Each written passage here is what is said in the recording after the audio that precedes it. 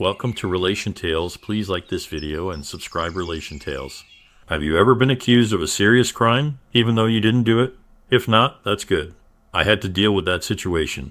I always try to stay out of trouble and keep calm. But somehow, all the problems came crashing down on me at once. I'm Parker, and my wife Bonnie and I have been together for 5 interesting years. We met a week before Christmas when I was in high school. Back then, I just wanted to date as many girls as possible. Bonnie was different, though. She was a challenge I couldn't overcome. Looking back, I realize I didn't give up easily. I wish that's precisely what I had done. Instead, I persisted in my attempts to win her over throughout the remainder of my senior year. Graduation marked the start of my downfall. Despite my desire to get my instrument out as early as possible, everything turned out quite the opposite.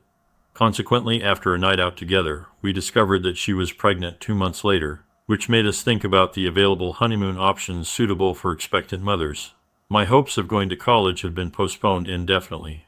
I've always been captivated by computer programming and delved into several college-level courses during my later years in high school. I possess a solid command of SQL and can effortlessly construct queries, views, functions, and stored procedures. Crafting triggers for intricate data scenarios is also within my skill set. Utilizing available tools and resources on the internet, I've honed my proficiency significantly. The beauty of it is that I can work from virtually anywhere with Wi-Fi, which in my case means I don't have to step out of my house. However, my current situation is somewhat complicated. Due to an altercation at a nightclub where I resorted to physical violence, I find myself under house arrest for the next 10 months. Despite not being a physically imposing individual, this incident marked the first altercation I've had since grade school, and it was more of an ambush than a fair fight. Luckily, I managed to avoid felony charges. After Bonnie gave birth to our son Adam, we experienced a tranquil 6 months. I held a decently paying programming job, working in an office alongside about a dozen other programmers. Bonnie and I engaged in adult activities despite being only 20 and rather inexperienced in many aspects of life. Bonnie insists she took her birth control pills, yet here we are in the doctor's office, staring at a sonogram revealing 3 sets of tiny hands and feet. Things went smoothly. Bevan came first, then Connie, and finally Danny joined us. I'm thinking about getting sterilized before we have more kids. Dealing with a stubborn toddler who's in the tough, terrible twos stage, feeling left out compared to his complaining sisters, is tiring. So, one Saturday night, we asked Bonnie's parents to babysit. Bonnie and I had dinner at a chain restaurant and then found a nightclub with a live band. It was our first time at a bar since we turned 21. The place was crowded, which made talking and dancing difficult. So we went to a different nightclub that didn't have a live band, but had a jukebox and dance floor where about 40 people were enjoying themselves. After a few dances and some drinks, we found ourselves seated near 3 other couples, all strangers. The men chatted about sports while the women discussed who knows what. Some other men approached our table and invited the ladies to dance. 2 agreed, while 2 declined. I observed Bonnie joining a man on the dance floor. After a couple of lively dances, she returned. Later, a different man asked her to dance. She glanced at me, and I nodded my approval. They danced together for a few fast and slow songs, and it appeared there was no inappropriate behavior on the dance floor. I excused myself to visit the restroom, and upon my return, Bonnie was nowhere to be found. Despite my efforts to search, she remained elusive. I observed a man with his right hand positioned between Bonnie's legs, outside her jeans, vigorously touching her. She seemed to be reciprocating with her hands around his neck, while his left hand ventured under her blouse, and their faces were in close proximity.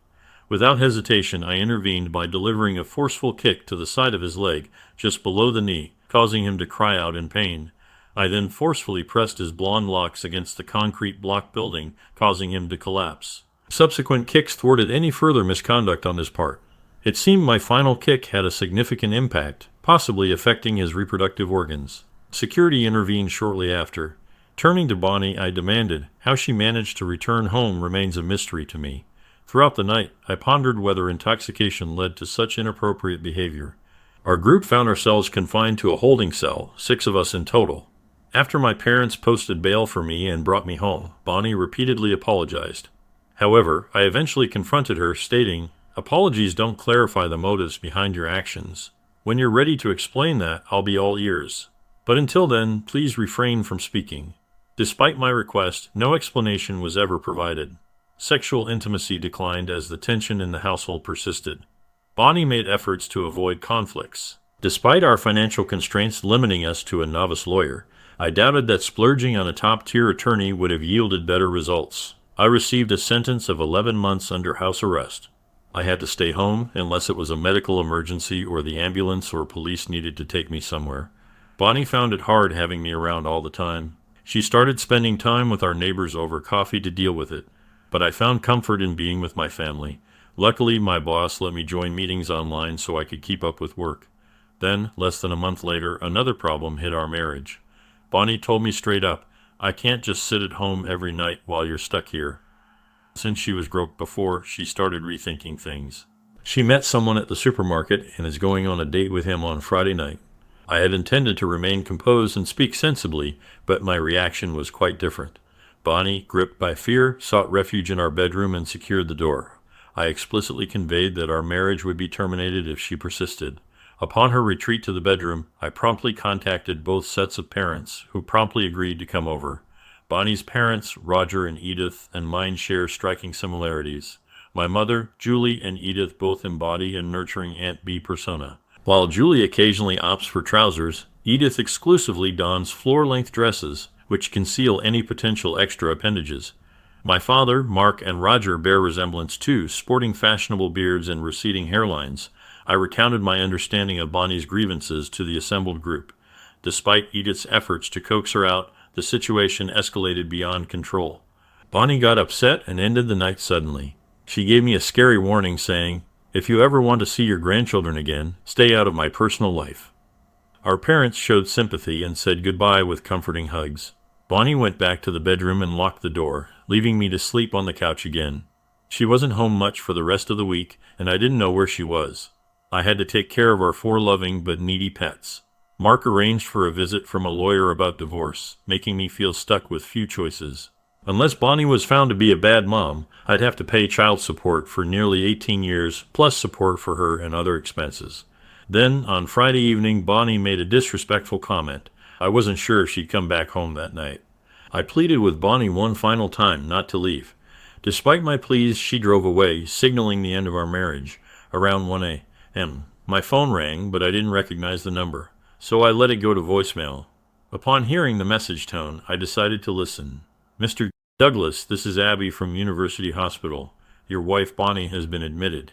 She's not in danger, but she needs surgery tomorrow. I wanted to let you know. My number is..." Part of me felt like it was fair, but I couldn't leave the house. Did he hurt her? Was there a car accident? Was he driving? Sleep eluded me as I pondered these questions. The hungry cries of the 3 little hens only added to my exhaustion, and I was drained by the time the roosters announced dawn. At 8 a.m., the doorbell interrupted my thoughts. Approaching the front door, I noticed a sleek sedan parked behind my car. The man standing at the door displayed his badge and asked, "Is Parker Douglas here?" That would be me. "How can I assist you, detective? Isn't it?" "Yes, I'm John. Do you know your wife is in the hospital?" "Yes, I do. Is that everything?" "No. Where were you around midnight last night?" "If you checked, you'd see I'm wearing an ankle monitor," I said, pointing at it. "Oh, sorry. I should have looked into it." "Do you know anyone who might wish harm upon your wife?" "No one immediately comes to mind. The hospital left a message about her being there. That's all I know. What happened?" "I must say, Parker, your demeanor is rather perplexing. Care to elaborate?" "She decided to end our marriage last night and went on a date. I somewhat hope her companion assaulted her severely." His expression turned grave. "Nothing of that sort, at least not as far as I know. As she was leaving a motel room, she was physically attacked. There's no indication of sexual assault from her. Her face is badly bruised, but the most severe damage is to her left hand. Each finger was broken with a hammer. They left a message on her face with a black marker. Choices have consequences." Despite the grim news, I found myself smiling. I had no involvement whatsoever in this. "I can't help you, John. If you'll excuse me, I hear children who need feeding again." I considered reaching out to Bonnie's parents to inform them of what I knew, but ultimately I decided Bonnie should handle that conversation herself. The day was filled with the usual chaos of caring for the children, feeding, bathing, changing diapers, and repeat. I barely had time to spare for 10 minutes of television, and my programming projects were piling up, indicating another late night of coding ahead. Just past 4 p.m., my phone rang, displaying Bonnie's name on the caller ID. I chose to let it go to voicemail. Parker, I'm not sure if you know, but I was attacked last night. Today, they operated on my left hand. All my fingers and thumb are broken, and my hand is in a cast. Can you get someone to bring me some clothes for when I come home tomorrow? How are my kids? Please call me. It feels like I'm her caregiver. Forget it. Put on your fancy clothes and leave. At dinner, my favorite detective came to my door. Mr. Douglas, I have a search warrant for your residence. John, no need to be so formal. Please come in. Would you like something to drink? No, thank you. I remained silent as they seized my computers and engaged in thorough searching. John's assistants exchanged looks indicating they found nothing. John, what's happening? There's been a related assault. It appears to be a case of sexual retaliation. We've connected this individual to your wife. His genitals were mutilated, with the same message written on his face in black marker. I winced. Mutilated? That must be painful. Similar to Bonnie's assault, I had no involvement in this whatsoever. Well, it seems like karma's caught up with him. Best of luck with your investigation. Oh, and since you're confiscating my phone, could you please call my dad for me? John dialed Mark's number. I asked him if he could lend me a laptop and get me a cheap disposable phone. My parents arrived with dinner, and I briefed them on what I knew. My mom voiced what I was already thinking. She deserves it. Bonnie continued to send additional messages, portraying herself as the victim of a random incident, rather than expressing any remorse for her decision to end the marriage. I chose not to engage with her voicemails or texts. On Sunday around noon, she was dropped off at our house by a car. The children were thrilled to see her. I made an effort to stay in other parts of the house for the rest of the day. Despite her struggles with the children, I ignored her requests for assistance. If you're unable to handle something, then retreat to the bedroom and I'll take care of it. Parker, please don't act this way. We're still married. I'll be in this cast for at least 10 weeks. I need your cooperation. I disregarded her and entered my office space. With headphones on and music blocking out my surroundings, I managed to accomplish some work. I caught the scent of dinner cooking and sensed a tap on my shoulder. Bonnie passed me a note. The kids need baths. I can't risk getting my cast wet. I'll be in the bedroom. When John returned my computers and phone, he informed me that my browser history and cell phone activity were of no use to them. It was satisfying to be able to say, I told you so. Bonnie inquired John about the recovery of her rings. She had been wearing my wedding band along with her maternal grandmother's wedding band. Apparently, the attackers removed them before injuring her fingers. John replied that no rings had been found or turned in. We existed in a stalemate. Bonnie would try to control me, but I stayed strong until she went into the bedroom and closed the door. She kept trying every day to change my mind, but I stayed determined. Then, one Thursday, Bonnie came out of the bedroom dressed in a way to attract attention while I was talking to Edith on the phone. She told me she had plans for another date and wasn't sure if she'd be back that night. I was shocked. I realized I needed to get a divorce quickly. I couldn't bear being cheated on. Even though I'd miss my kids, I felt like I couldn't take it anymore. Edith said she'd take the kids to their doctor's appointment on Friday and was upset about what Bonnie did. She offered support, but I was too overwhelmed to think clearly. Thankfully, having my children around gave me some hope. I was fast asleep when my phone rang suddenly. I didn't recognize the number, so I let it go to voicemail. Later, when I heard the notification sound, I checked the message. It was from Mary at the University Hospital, saying Bonnie had been admitted. I wondered what was going on. Was this like our first encounter? I doubted it was the same person. Injuries like hers don't heal that quickly. Maybe someone had hurt her. It was weird to admit, but part of me almost wished she wouldn't make it because of her injuries. I know it's twisted, but my life is upside down right now. After having a sip of whiskey and falling back asleep, I stopped worrying about Bonnie. With a cup of coffee in hand, I greeted John as he came to the front door. John, good to see you again. What's the latest? Here's your copy of the search warrant. Same pattern. Assaulted leaving the motel, broken fingers, and another message on her face. Another victim with mutilated privates. You're elusive, but we're determined to apprehend you. Give it your best shot, John, but I'm just as clueless as you are. Same message. On the man, yes, on Bonnie. Another message. You're not catching on quickly. Now it's going to be her feet. You talked about her broken fingers. Is it her right hand this time? Yes, that's right. She won't be able to do much for a while. Too bad for her. Don't count on me to help her. Before they took away my phones, I called my dad to ask if I could borrow his laptop again. Additionally, I mentioned needing another disposable phone. Fortunately, all my work is stored in the cloud. I had the foresight to create backups of everything, transfer them onto thumb drives, and entrust them to my dad for safekeeping. On Friday around 4 p.m., I received a call from Bonnie. Well, not exactly Bonnie herself, but someone calling on her behalf. She sounded distressed, fretting about how she would manage this and that. She kept on complaining, oblivious to the fact that I couldn't care less. Perhaps her parents will provide her with shelter. During dinner, Julie stopped by and assisted with looking after the children. When my phone rang, she noticed it was Bonnie, answered and activated the speakerphone. "Parker, you need to assist me." "Bonnie, this is Julie. Don't expect Parker or any of his acquaintances to aid someone like you. I've told you to refrain from meddling in my personal affairs. Put Parker on the line." She offered me the phone, but I declined, so she ended the call. On Sunday, Bonnie attempted to contact me again. I let it go to voicemail. "Parker, if I return home, will you support me? Please call." I didn't call back. I have no knowledge of her whereabouts. John returned my electronics a few days earlier than before, with the same warning that they still suspect my involvement. Monday morning, I was surprised by an unexpected visitor. "Edith, what brings you here?" "I'm here to assist you with the children." "What about Bonnie? What about her? Isn't she staying with you?" "No. She asked us to mind our own business, so we've stopped answering her calls. We haven't seen her since the night she instructed us to stay out of her life. I believe she's staying with one of her friends, possibly someone from her wedding party. They've called on Bonnie's behalf several times, but we've informed them that we no longer consider her our daughter. In that case, please come in. Would you like some coffee? Black, please. Where are my babies?" Edith stayed out of my way and spent the entire day looking after the children. When they were asleep, she took care of the laundry and did some general cleaning. Initially, I thought it was just for one day, but she has returned every day since. Some days, Roger joins her. I managed to catch up on my work projects and even had time for a guilt-free nap. I haven't received any communication from Bonnie, and Edith confirms she hasn't either. My attorney suggested it was an opportune moment to initiate divorce proceedings, considering that Bonnie has effectively abandoned the children. With Edith staying for dinner, I can structure my day as if I were still married. The previously chaotic days have now settled into a tranquil rhythm.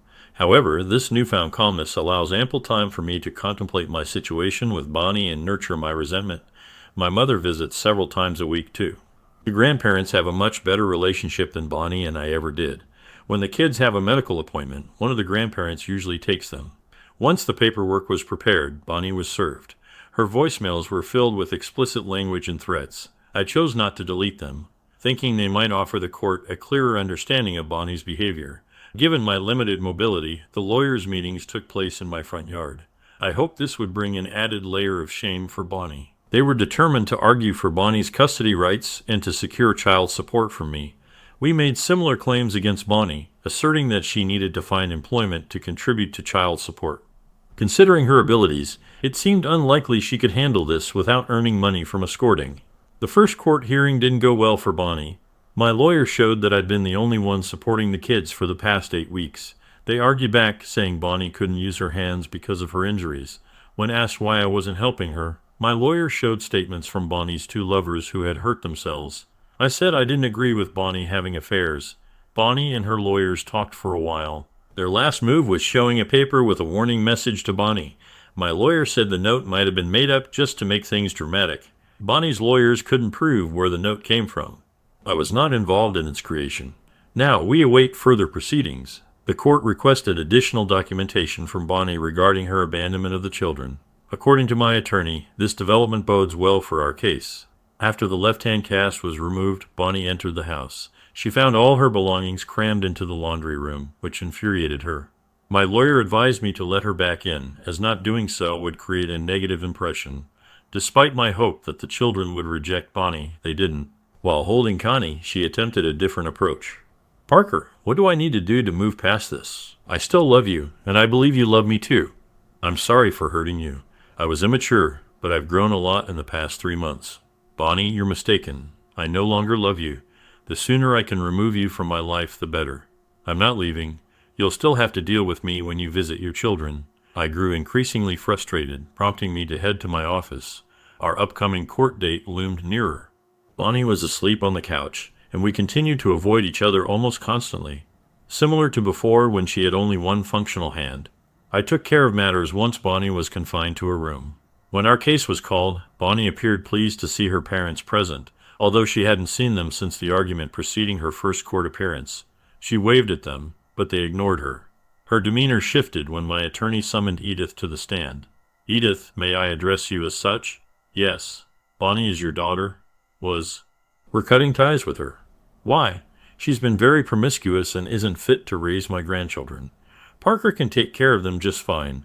While Bonnie was unable to do anything, she was being very promiscuous, while Parker was at home taking care of the kids. She's left them behind. I won't let my precious grandchildren think that being promiscuous is okay. But isn't it true that Parker is currently stuck at home because he did something bad?" "Yes, but that's because he hurt someone he thought was hurting Bonnie. Turns out she was being promiscuous that night too." "No further questions, Your Honor." Bonnie's attorney wisely chose not to cross-examine. Celebratory high fives ensued when I was granted custody, and Bonnie was mandated to provide child support. Alimony wasn't necessary as I was covering all housing expenses. When my lawyer presented the recorded threatening voicemails, the judge ruled that the initial 3 months of visitation must be supervised. I had anticipated feeling elated as a liberated man, but instead it was a mix of melancholy and a touch of relief. Not much changed back at the house. Edith visited every day, and she and Julie took charge of my romantic life. I made it clear that finding a romantic partner wasn't a priority. That was until one Saturday morning when Carmen showed up at my doorstep. Edith had invited her over to help with the kids. Carmen had a son just a week older than Adam. Her husband had died in a car accident when she was 5 months pregnant. She was 2 years older than me and worked in customer support for an insurance agency. It was clear to everyone that this was a setup, but I didn't object. While the kids slept, Carmen and I sat at the kitchen table and talked. I shared the story of my house arrest, and she told me about her late husband. Just as I was about to tell her about Bonnie, there was a knock on the front door. "Bonnie, good to see you. The kids are asleep now. I assume the lady with you is overseeing today." "Yes, this is Margot Hanson." I greeted Margot with a handshake before checking her credentials. Edith waved goodbye as she exited through the back door. I welcomed Margot and Bonnie inside. "Bonnie, this is Carmen, a dear friend of mine. Her son, Chad, is asleep with Adam." Bonnie's gaze towards Carmen could have caused damage if it were possible. Carmen, however, maintained a wide smile and greeted Bonnie softly. "Nice to meet you, Bonnie." Bonnie roused the children while I escorted Carmen to the door. "Would you like me to bring dinner tonight? After all, we're close friends."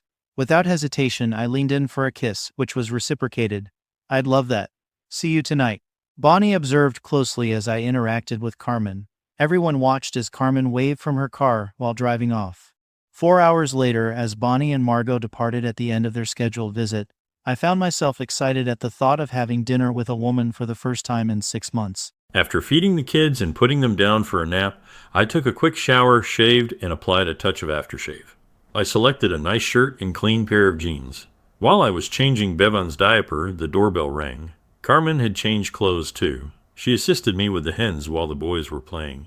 The casserole she brought was enough to last me for several days. We conversed until nearly midnight, which I truly appreciated. Carmen wasn't merely a passive listener. She encouraged me to delve into the thoughts and emotions surrounding Bonnie's mistreatment of me. Convincing her of my innocence regarding the assaults required all my powers of persuasion. I'm unsure if she truly believes me, but it's the truth.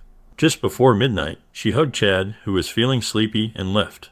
I asked to see her again, and she said yes. Our goodnight kiss was much more passionate than the quick peck earlier. I used to think I didn't need a girlfriend, but I couldn't sleep all night, thinking about it again.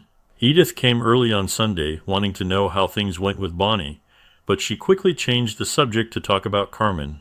I didn't say much about how I felt. Right now, I don't think any woman would want a young dad with 4 kids to take care of, though I could be wrong. Carmen brings us dinner every Saturday. With 2 more months of being stuck at home, I don't have many options for fun, just watching TV or listening to music. When Carmen requested music, she pulled me up to dance. I struggled to prevent my arousal from showing. Unfortunately, she succeeded in provoking a reaction. "Parker, I'm not prepared to dive into another relationship, but it's empowering to know I still captivate you. Can you handle taking things slow?" "Carmen, I believe so. My thoughts are jumbled. I'm unsure of what I want. Does that make sense?" "Completely.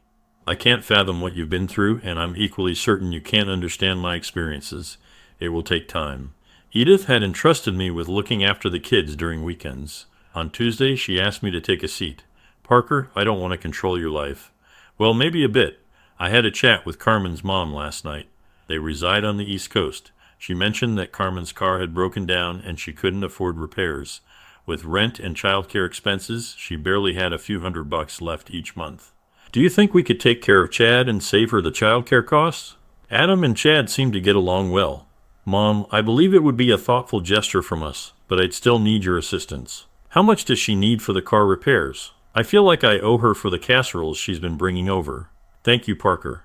I'll find out about the car. The next morning, Carmen showed up at my doorstep. A lady sat in the driver's seat waving at me. Carmen had a sparkle in her eyes. Thanks, Parker.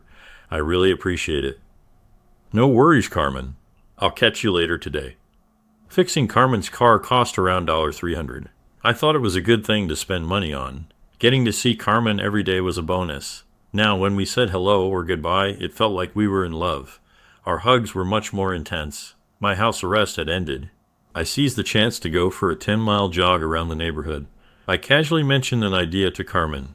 Could you possibly arrange to have Friday off? I'm thinking of planning a full-day date for us. Edith can look after the kids. I'd suggest this weekend, but both Edith and Julie have prior commitments. That sounds wonderful. I'll give you a call later today from the office. A few hours later, our date was set. My heart was racing with excitement. Friday couldn't have gone any smoother. On the day, I picked up Carmen and Chad early. After dropping Chad off at my place where Edith was looking after him, we headed to the marina. The 3-hour guided tour provided us with some much-needed intimate moments. With the amusement park now open, we spent the following 5 hours hopping from one queue to another. Eventually, it was time to head back. Parker, I'm tired of waiting for you to take the initiative. Can I stay over tonight? Let me think. How about staying for the weekend? The kiss confirmed that it was a yes. Once the kids were asleep, I pondered my next move. I didn't want to appear too eager, yet I also didn't want to seem disinterested. I made us drinks and then suggested, shall we watch some TV in the bedroom? I sensed that Carmen was wrestling with the same thoughts. We barely lasted a minute on the bed before getting swept up in a passionate kiss. Our actions felt instinctual. I squeezed her breast through her clothes, and she scratched at my zipper. Once we both admitted we wanted each other, we quickly took off our clothes. The light from the TV let us see each other's fit bodies. Because I don't eat well all the time, Carmen noticed my skinny chest. I wasn't exactly looking very strong at that moment. We kissed each other deeply, and I was almost at the peak of excitement.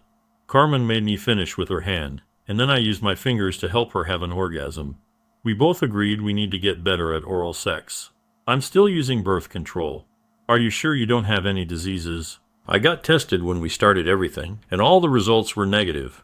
So yes, I believe so. I've never been tested, so you'll have to trust that I'm clean too, ready to take it all the way. Yes, I was more than ready multiple times over, and again after tending to the chickens. Saturday turned out to be the best day I'd had in a year. We made love while the kids were asleep. With a shortage of car seats, we opted for delivery from an Italian restaurant. Our nightcap took a slightly different turn as we each endeavored to improve our oral skills.